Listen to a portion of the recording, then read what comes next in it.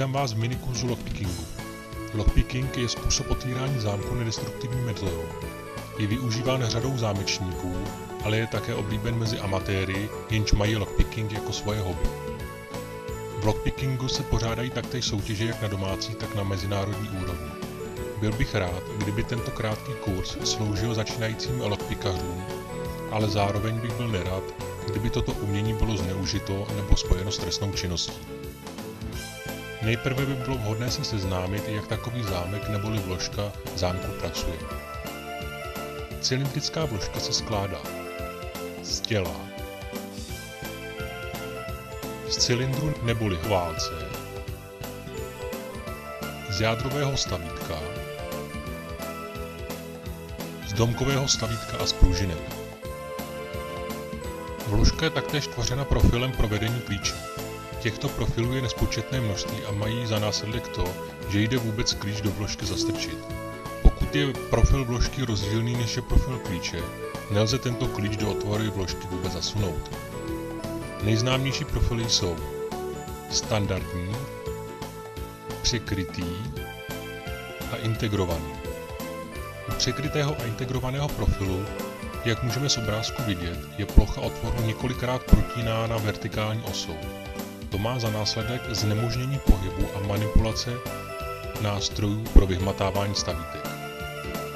Proto jsou pro lockpick nejvhodnější standardní otevřené profily. Šikovnosti se samozřejmě meze nekladou a někdy je možné vyhmatat a otevřít tak i vložku s přikrytým profilem. Pokud není vložka chráněna proti metody bumping, lze takto lehce otevřít vložky právě s přikrytým profilem. Jak taková vložka při odemykání vlastně funguje? V klidovém stavu, to znamená bez klíče, nelze vložku odemknout, jelikož stavítka jsou rozhozená a blokují válec vůči tzv. Share line neboli dělící rovině, která není v ose se všemi stavítky. V případě, že do vložky strčíme klíč, tak klíč přerovná stavítka a utvoří se mezi válcem a tělem vložky dělící rovina a válec jde pak pohodlně otočit.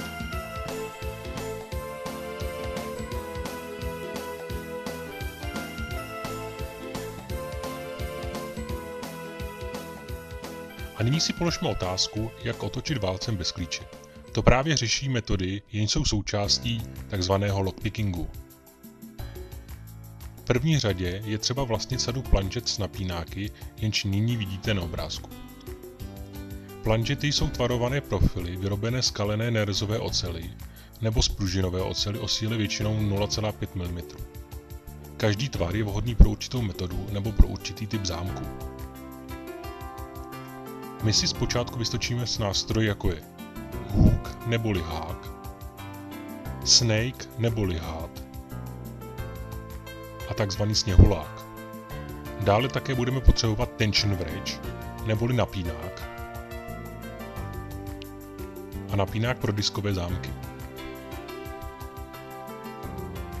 Metoda picking neboli vyhmatání. Většina metod je založena na výrobních vadách dané vložky. Největší vadou je, že otvory pro stavítka nejsou vyvrtány úplně přesně v ose, čehož my využijeme a budeme se snažit postupným zatlačováním vyosená stavítka srovnávat tak, aby se nám zastavily o takzvanou share line, neboli dělící rovinu. Princip spočívá v tom, že vsuneme hák do otvoru válce až na konec. Jemným pojezdem ven si spočítáme počet stavítek a poté opět zasuneme hák na konec a postupně směrem od konce zkoušíme zamačkávat stavítka a hledáme ty, jenž se nám zastaví o naší share line. Pořadí závisí na vyosení jednotlivých otvorů. Válec musí být v napnutém pohybu za pomocí napínáků, což nyní prakticky uvidíte.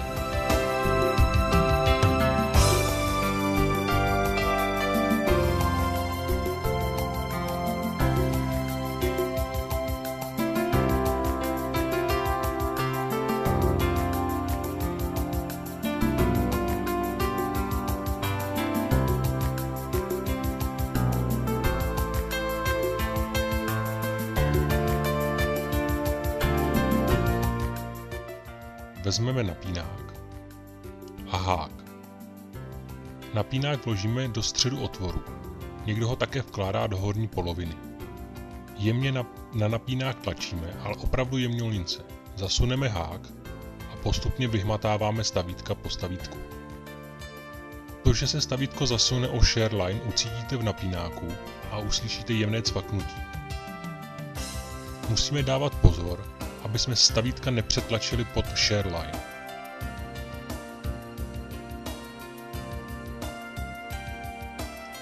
Až budete mít všechna stavítka vyhmataná, tak válec povolí a pootočí se. Většinou je nutné uvolnit zadní pojistku, jenž je na konci, a to píchnutím a stiskem do ní. Poté se dá již válcem volně otáčet. Metoda racking. Racking je rychlý způsob otvírání zámku a není na tuto metodu nutná velká zručnost. V našem případě použijeme snake plangetu, kterou zasuneme do válce a rychlými pohyby s mírným tlačením na stavítka pohybujeme sem a tam, dokud se stavítka neusadí a válec nepovolí. Opět praktický příklad.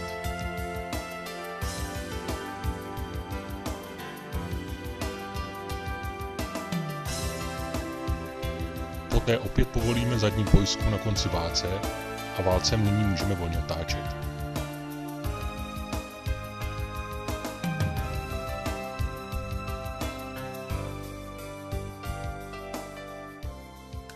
Metoda bumping spočívá k přenosu energie a rozpohybování stavítek pomocí speciálně upraveného klíče, jenž má zářezy zubů vybroušeny do jinější pozice.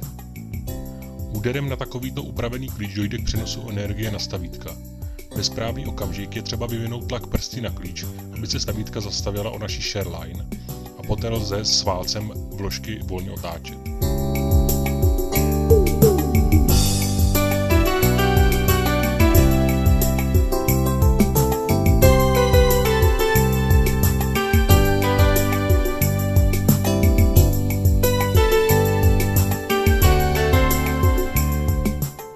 Otevření diskového zámku. Tento typ zámku se většinou nachází na domovních schránkách a na uzavírání šuplíků kancelářských stolů. Nejúčinnější metodou je opět tzv. Racking, ale za použití planžety typu sněhulák. Zasuneme napínák pro diskové zámky a racking technikou velmi rychle zámek povolí.